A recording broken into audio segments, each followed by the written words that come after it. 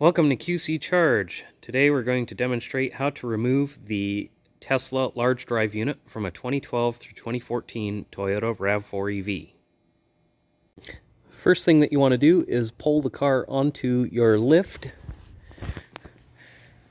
Lift points are going to be lined up right where the two little notches are here on the pinch welded portion on the bottom of the car where the rockers are. So the front one is right here, just adjacent to the plastic underbody panel there.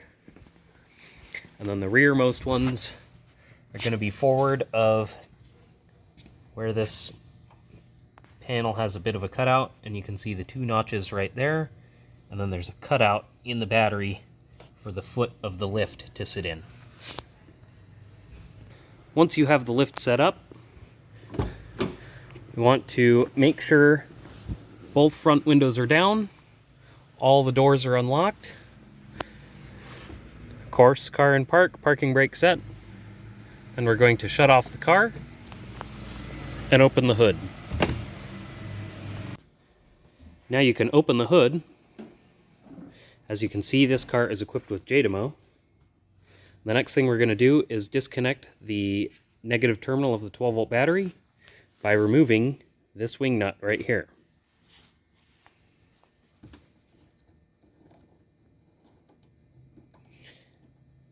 On a RAV4 with a normal battery configuration, they will have a 12mm hex nut. Once that's finished, you can simply disconnect the cables and tuck them under here so that they don't contact the battery. The next and probably most important step after disconnecting the 12-volt battery is we need to disconnect the high voltage interlock in the car. To do that, we first need to move the passenger seat all the way forward.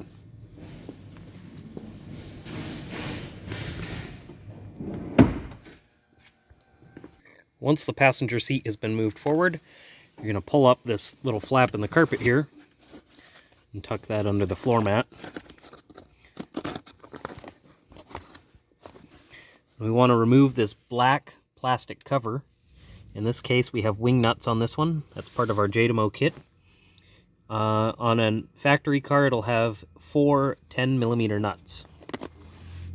Once all your nuts are removed, take out the little black plastic cover. And it's a good idea to stick all of the nuts in the cover, that way they don't get lost. And now we're going to remove the orange disconnect in here. Sometimes they have a black plastic tab here, sometimes they don't. You want to press in on either this orange tab or the black tab, and then pull the lever up. It's going to stop at about a 45-degree angle. You want to press the tab again and flip it all the way up to where it's vertical, and then pull the disconnect straight out. Next thing you want to do is put the disconnect right on top of the dashboard, where it's visible both inside and outside the car. This indicates that the car is now safe to work on. Here you can see the disconnect through the windshield. So the car is safe to work on. Our next step is going to be to remove the 12-volt battery here, and then we're going to remove the JDMO inlet mount. If your car is not equipped with JDMO, you can skip this step. Now we're going to remove the 12-volt battery. Our negative terminal is already disconnected. Now we're going to remove the positive terminal by removing the 12mm nut right there on top. Here's some screws for a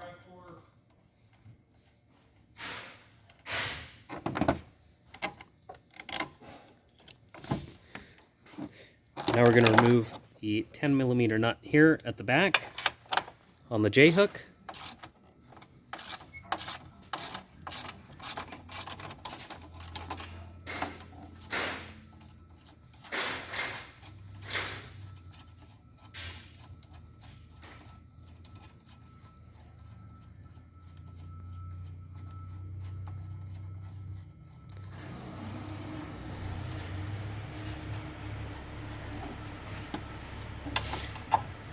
And the easy trick to remove the J-hook is to leave the nut partially on there And then you can actually just unhook it from the bottom and pull it out.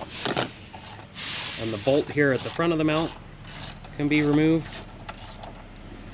You can remove that bolt either by removing the whole plastic panel here at the front, or you can drill a small hole to access it.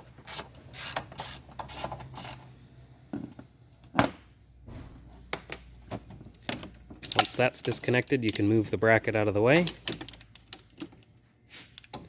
and remove the 12-volt battery.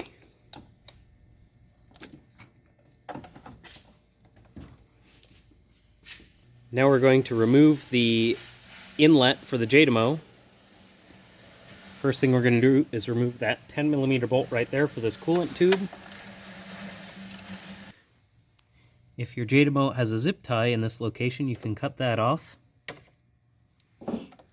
And then simply move the coolant tube out of the way a bit to access these 3 bolts. They're all 6mm Allen key heads.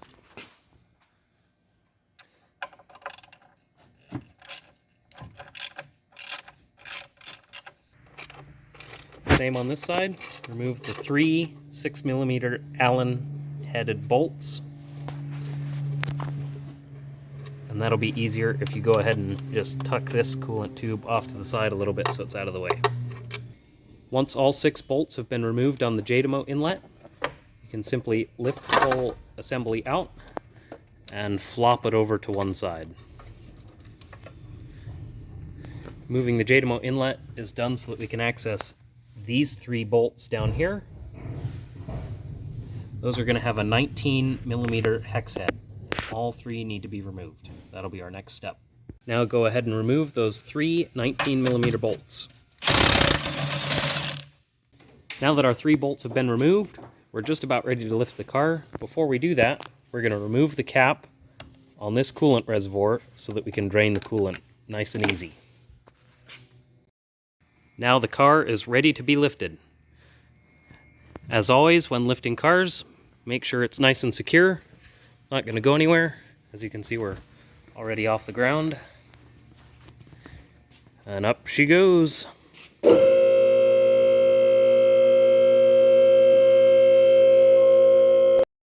Our next step is going to be to remove both front wheels.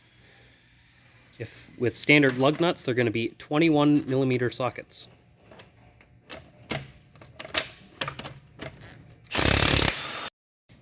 Once the wheel is off, we're ready to remove the 30mm 12-point nut on the axle. As you can see, this one's a bit rusty, so we sprayed a little bit of WD-40 on there. We need to punch out that dimple where the nut is locked on. You can do that using a wedge-shaped punch.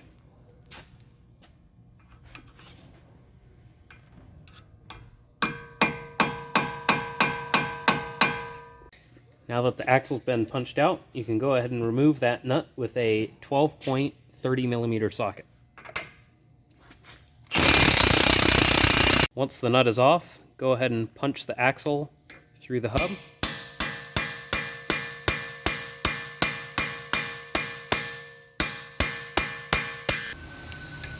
As you can see, sometimes these axles can be a little bit stubborn and it might be necessary to use a hub puller to push the axle through the hub.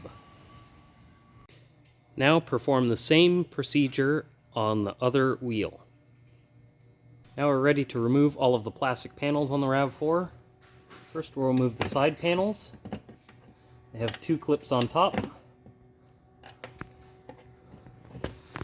And they're also going to have 2 clips on the bottom. As you can see, this car's missing one. And then on the bottom panel here, it's pretty common for them to be missing clips. There's supposed to be a couple here, 2 there, and 3 more up here along the front. And then there's also a collection of screws.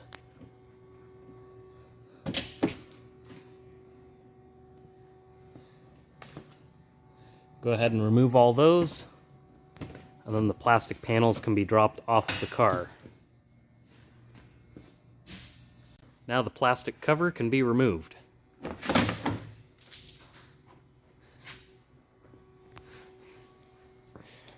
Here you can see the motor.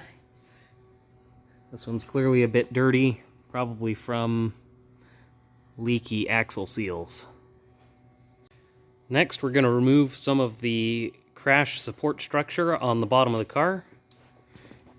So the first piece is going to be this crossbar that runs from the front all the way to the back of the subframe. That's got 6 17mm bolts that hold it in. Now that that piece is removed, we're going to remove the pieces on either side, which we're going to use 4 17mm bolts, 2 really long ones here, and then a couple of shorter ones back here.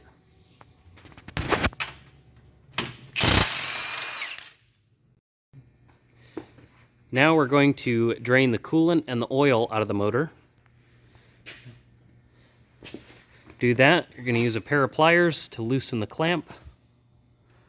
Slide it back. Give the tube a little twist with the pliers to break it loose, and then it can be removed. And there it goes, some blue Kool-Aid. We'll let that one drain down for a little bit, and then we'll come back and do the one on this side right here. Now that the other side is drained, we're going to go ahead and drain this side. Same procedure, simply move the clamp, and we'll give the hose just a little twist, break it loose, and then pull it right off.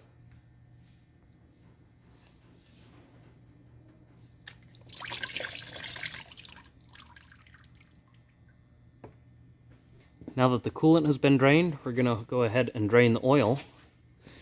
The drain plug is right there, and that uses an 8mm Allen key. For future reference, the fill plug is going to be right here, right above the little Tesla symbol on the older drive units. The newer ones are slightly different, but the fill plug is right there.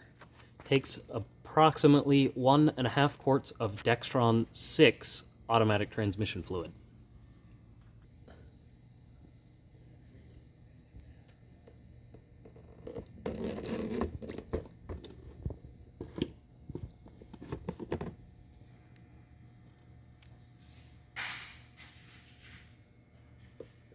Yum, yum.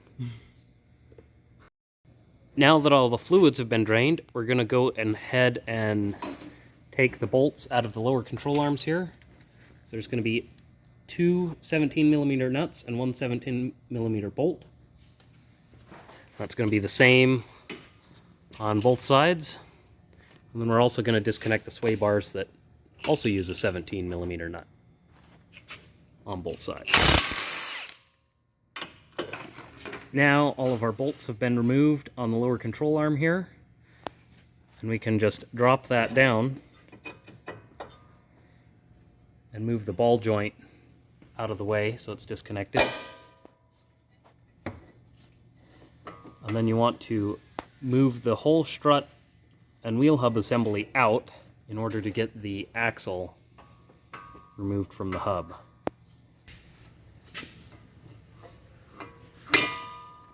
There's the axle out of the hub, and now we can remove the other end from the motor.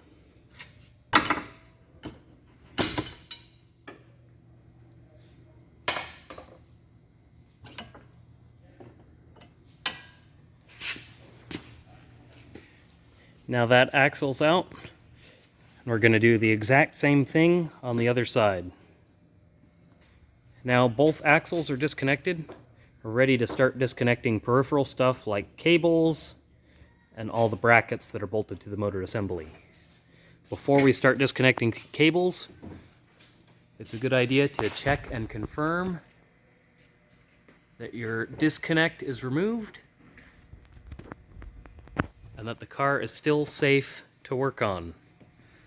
Very important when touching anything on the high voltage system. First thing we're going to remove is this logic connector for the inverter. To unplug it, there's a little tab right here on top. Might be a little bit hard to see. But you're going to pull that tab up and then disconnect the plug. Just like so. And then we're going to remove that little screw there right in the center of that orange plate. That's going to use a 4 or a 5 millimeter Allen key.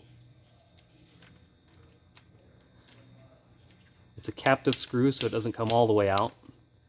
And then that plate will come off. Sometimes they're on there a little bit tight, and it might require a screwdriver to pry it off.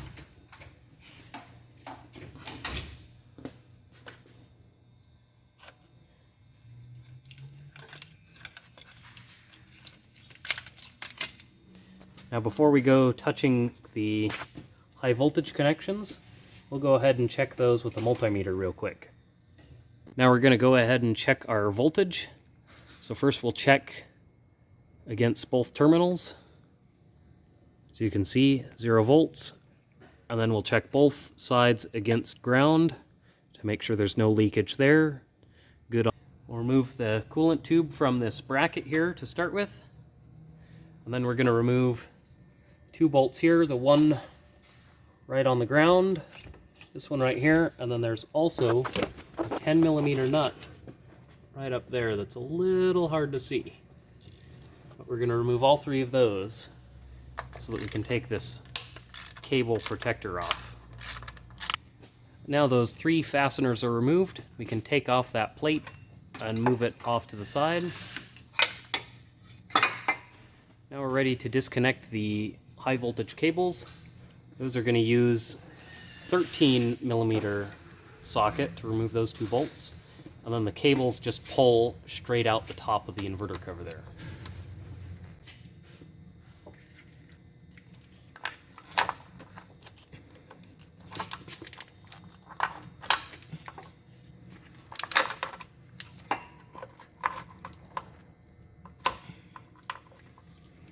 There you go. Bingo. Now we're going to unplug the parking pole. I'm going to press down on the black plastic tab and simply pull the connector.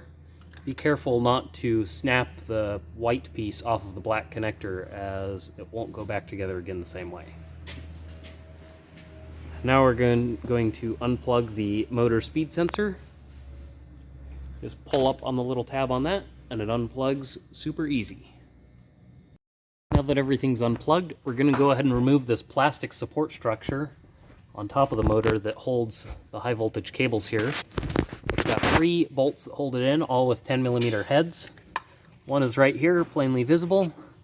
One is on top, and it screws into this boss right here. You can't see it, and it's only accessible from the top right here,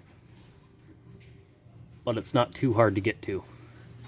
The third one is a little more difficult to get to, as it's right on top of the back portion of the gearbox, way back up here on top.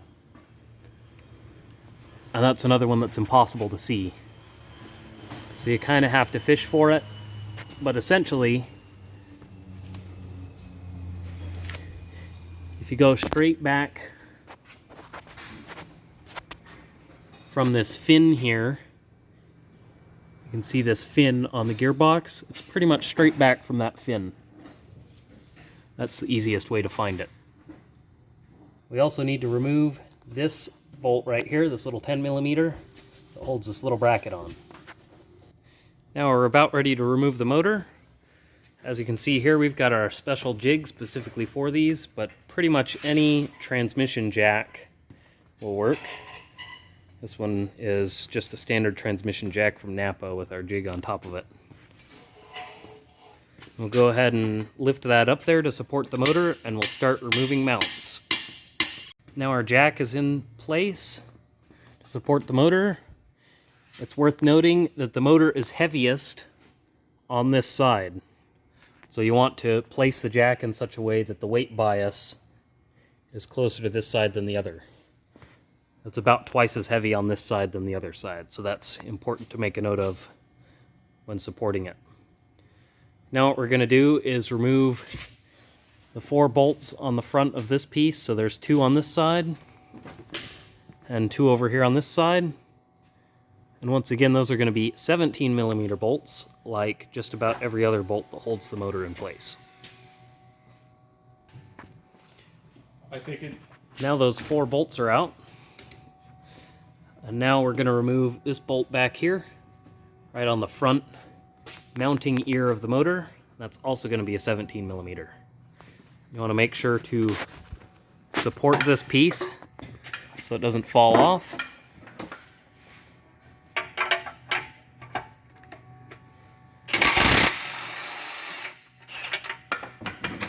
Now that that front piece is off, we can go ahead and remove this side mount right here. So what we're going to do first is break this horizontal bolt loose here. That's going to be a 17mm. And then we're going to pull 2 bolts out here and this nut here, which are also all going to be 17mm.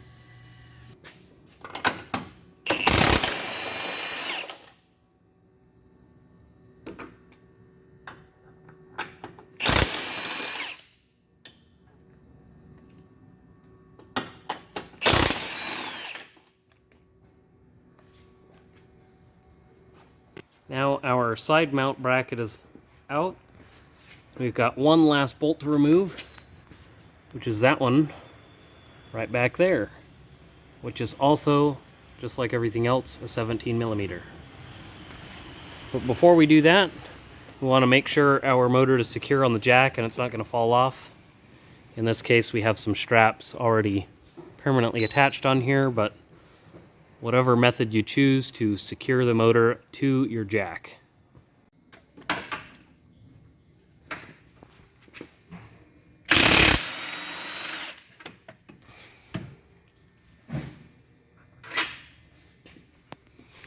There we go, that bolt's removed. Now we're ready to drop the motor down, so we'll pull it forward a little bit. And then we'll start to drop it down. And there it goes. And then once we get down a little bit, we'll have to move it forward again to keep it from hitting the subframe. And then it should be all clear.